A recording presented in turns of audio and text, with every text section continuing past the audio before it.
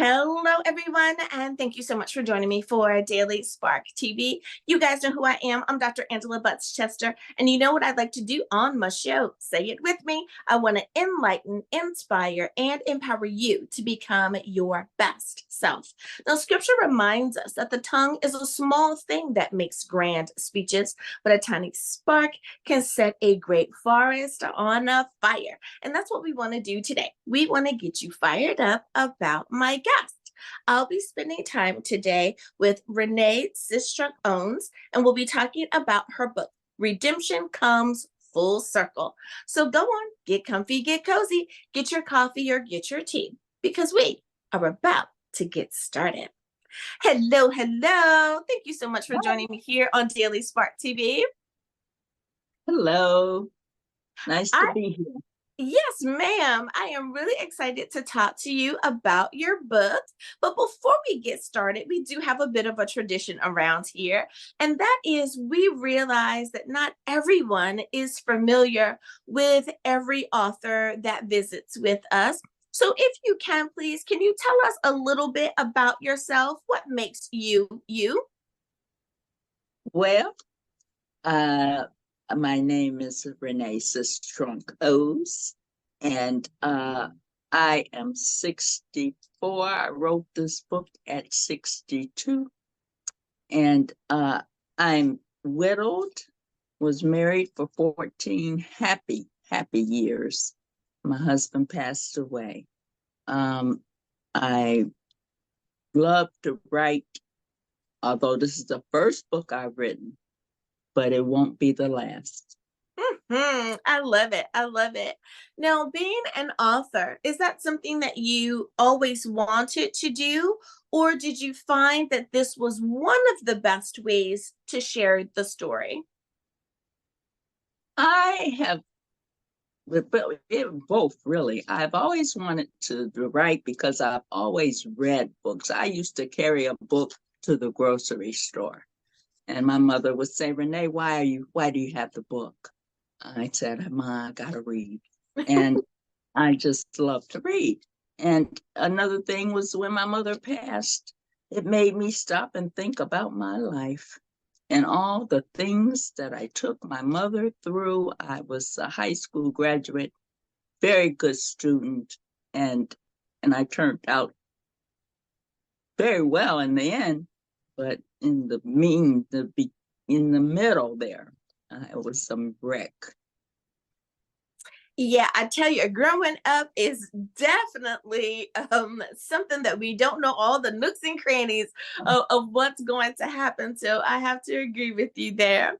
Now, the title of your book, Redemption Comes Full Circle, did you find that the title came to you first?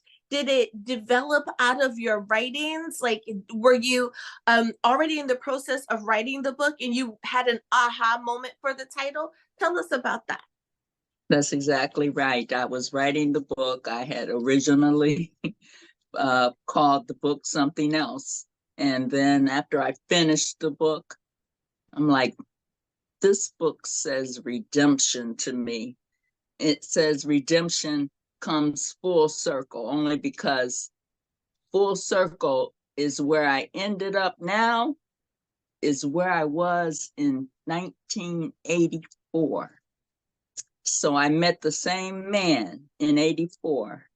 My mother saw him again in 2017.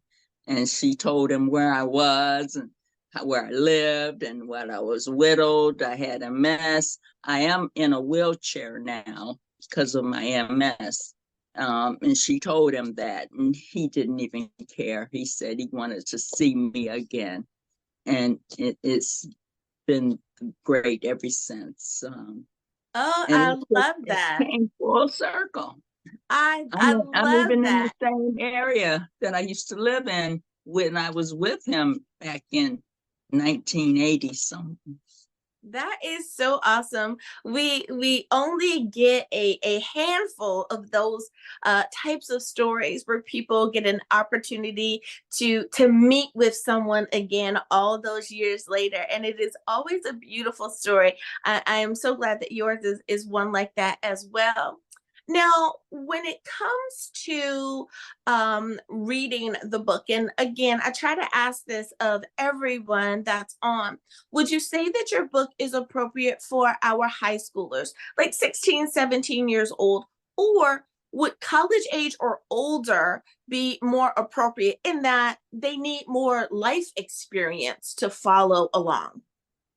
No, I think it's for everybody, 16 and up. Uh, don't make the same mistakes I made. If I could say anything, it's like, don't believe everything you hear. Don't tell everybody your business. There's so many different things, you know. In the second paragraph, it talked about me telling my best friend a secret about a boy I liked or that liked me. And I told her, oh, I hated the way he kissed me. And we quit talking and it didn't mean anything. I didn't think nothing of it. But I saw that same guy 3 years later and I said, whatever happened to us? You just quit talking to me after we kissed. And he said, someone told me you didn't like the way I kiss. Like, really? So, okay, my I best know friend. exactly who that one person Yeah, is. it's only one person I told that. But so that, it told me then at the age of 16, keep your business to yourself. You don't have to tell everybody Absolutely. everything. And that's how I Absolutely. just started my life, started there, and it went on. I had a great life until I met a gentleman who said, try this. Mhm. And that would And you be my know, dad. you are so right there. The keep your business to yourself. And I think thanks to social media, that is starting to get out more and more that unfortunately everyone who says that they are praying for you isn't praying for you. Some of them are praying against you. Just because That, someone is your friend or family member, it doesn't mean that they are your biggest cheerleaders. Unfortunately, frenemies, friend enemies, if you will, are definitely still in the world. Haters are going to continue to pop up in hate, our lives. So you that's are right. you are so right there. Now, when it comes to the proper way to read your book, I understand that many authors present their work in the way in which they want us to consume it. Chapter one before chapter two, read page one before page last. But some books, however, are presented in a way in which it's reader's choice. You can open the book and start anywhere, start with any chapter if it sounds good to you. What is the best way to read your book? Does that matter? I think it does. I would start at the beginning because the beginning started it all. I was, you had to understand that I was a perfect student, a good person until I met the wrong person. So you have to kind of, my book goes from it back and forth and back and forth. So if you start at the middle, you're going to miss the beginning. So I would Mm-hmm. start at the beginning. And I'm going to take you to the end and back to the beginning and she'll take you to the middle and tell you everything you need to know by the end. You'll be like, wow. I like that. So that sense of adventure or that trying to piece it all together for the person who's looking for the excitement of that, you already have written that in, so they don't need to jump around to try to find it. You do I'm that jumping. for us. I like that. I like that. So it's not just one thing that just kind of drones on, but it Oh, kind of no. boop boop boop, and Yeah. movies that do that are really great as well. So I Mhm. I, I know that folks are going to appreciate that from you. Now, many authors say that they before they actually wrote the book, that there was this nudging, this prompting, this moment that they knew today is the day that I need to start writing this book. And the nudge or the prompting could be anything or from anyone. Do you have a story that's similar to that? Was there a moment that you knew, yep, today's the day, gotta write this book? Well, my mother passed in 2022. And that was when I looked at my brand new laptop computer that I've never used and had it for a year. And I said, I'm going to write about all the things I did to cause my mom pain and all the things she was happy about. I'm just going to put this story in writing because so many things happened to me through life.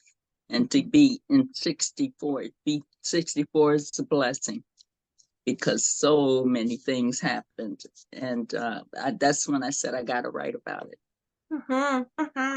I agree with you. I tell everyone that we need to stop being ashamed of our age, or we need to stop saying, it seems like once you get over 50, people want to say, well, I am X number of years young. And I understand what they mean. Like they're trying to say that they still have a fire for life. I said, but Mhm. when if I get to make it to 96 years, I want to say I am 96 years old because I am 96 years old.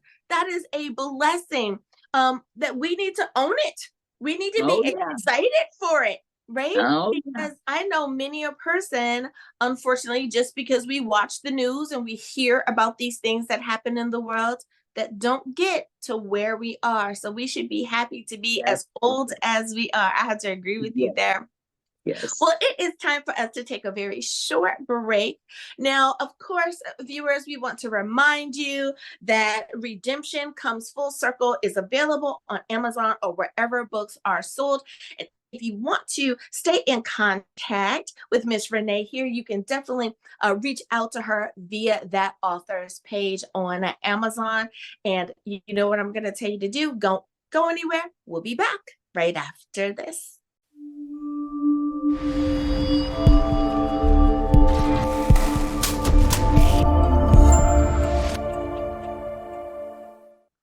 And we are back. Thank you so much for joining me for Daily Spark TV. Now, Miss Renee, one of the important parts of your book is the cover. I understand that there is a meaning, a story behind the cover of your book. Can you explain that to us? Tell us what's the nugget there? After I came up with the title, I said, I've got to find a picture that would, when I look at that picture, it'll say that title. And I went online, and internet is a beautiful thing. Could be the worst, could be the best. I asked the computer, I said, I want to see a picture of cloudy skies with a ray of sunshine, because that was my life. It was cloudy for a while. I was going through some things and the drugs and, my MS and all the problems I was having. And then the redemption was the ray of sunshine where God just shined down and said, I'm going to help you. And so many times in my book, twice he sent someone. My mother's favorite expression was, Renee, he'll send you someone.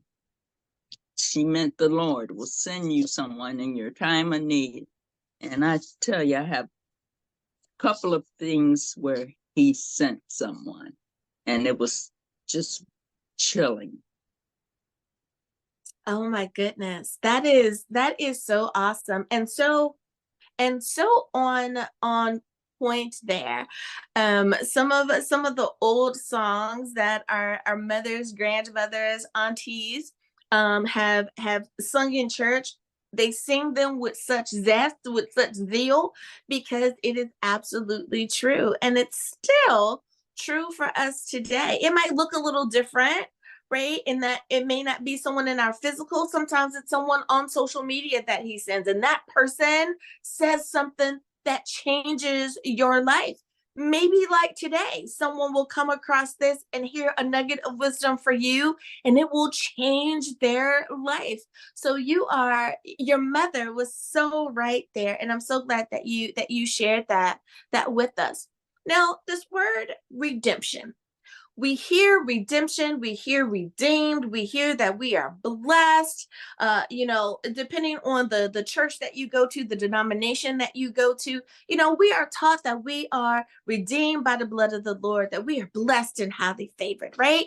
Going in and coming out. Not gonna get Right. preachy, don't worry, right? So it's like we know that. However, everyone has a different understanding of what that means in their life. So when you talk about this redemption, this being redeemed, what do you mean in the context of your book?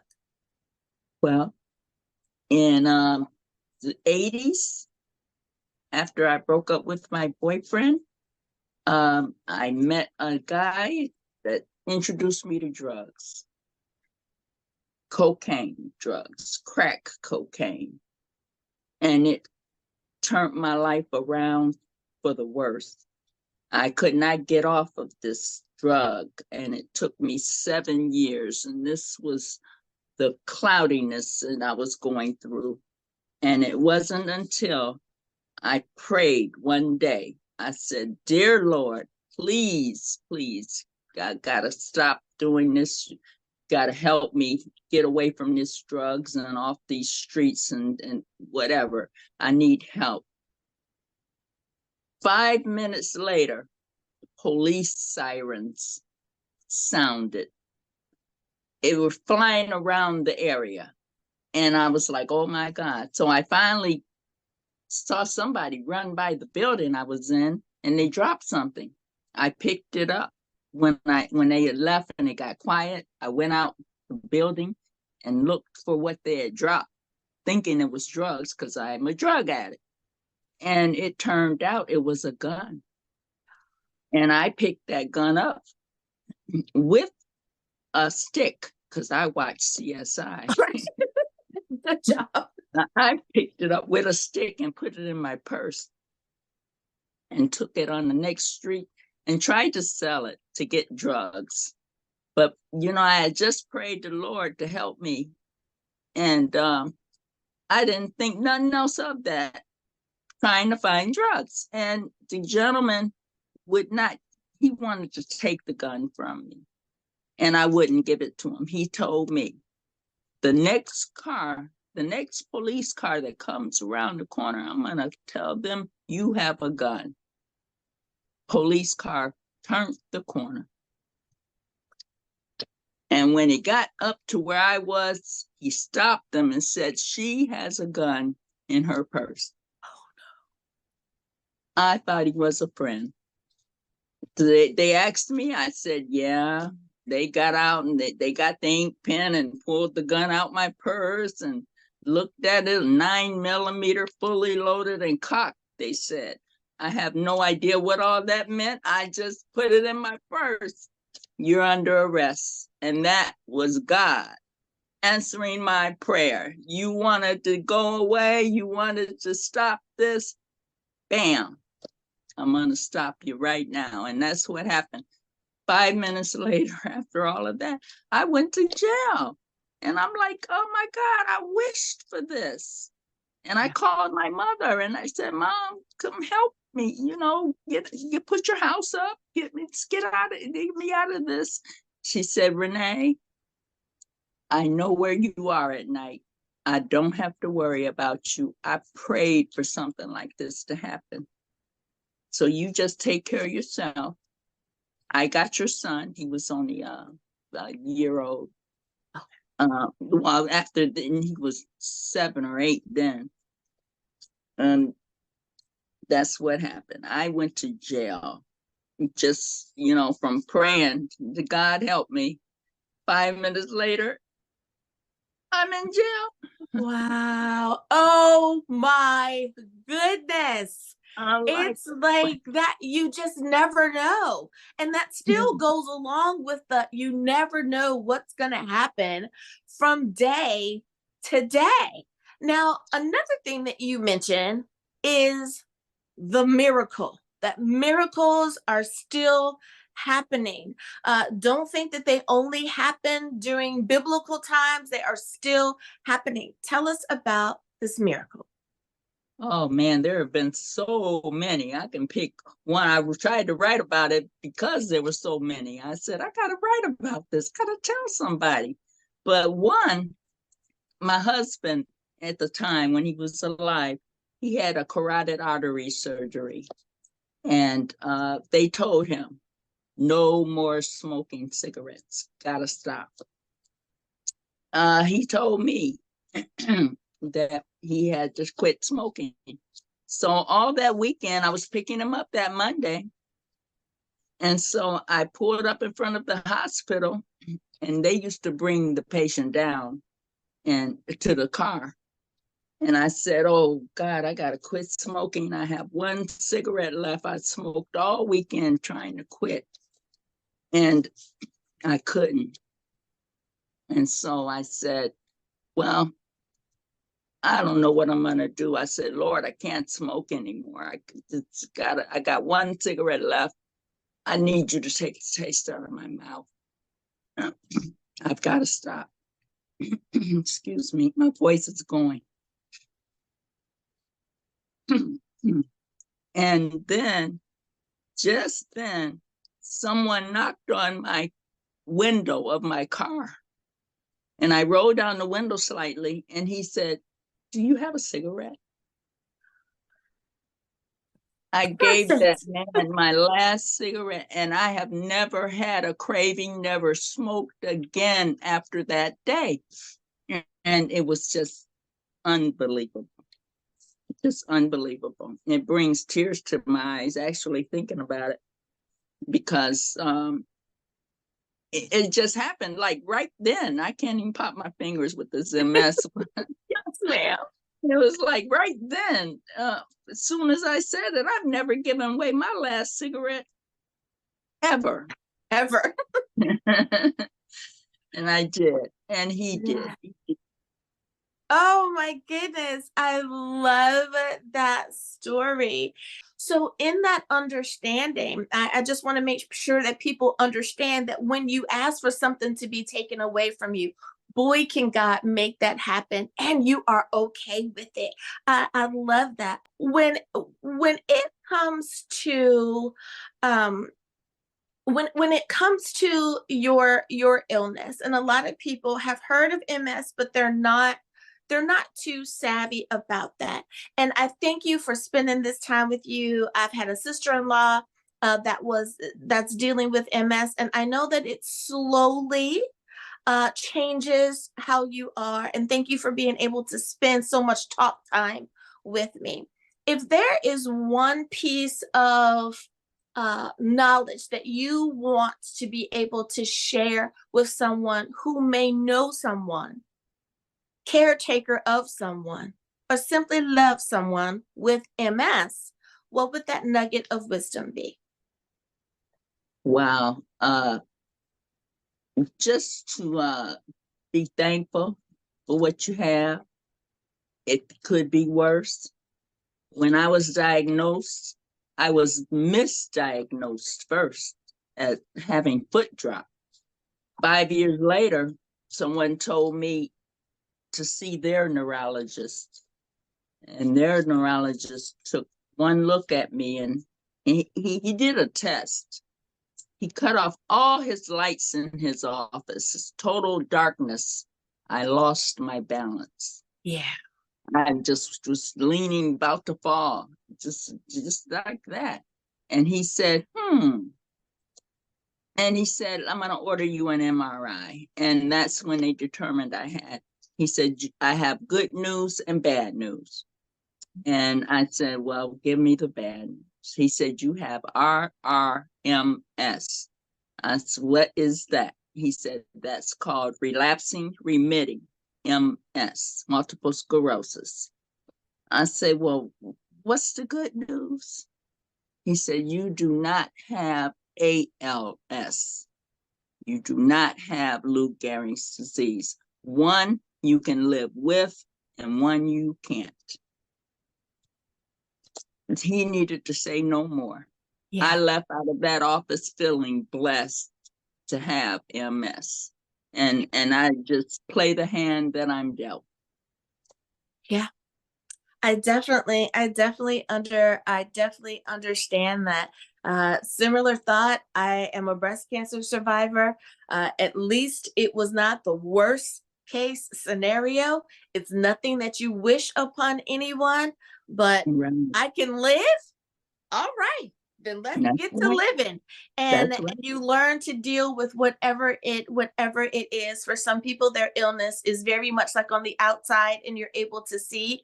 For some folks, it's dealing with perhaps mental illness, and we don't always see the physicality of the illness, but folks are dealing with stuff. But the one thing they can hold on to is that today is a great day because you're still here with everyone. That's right. I love that. Thank you That's right. so much for not only telling us about your book, but for sharing bits and pieces of your life and of your story and how it can encourage someone else and encourage the next generation, especially to continue to move forward.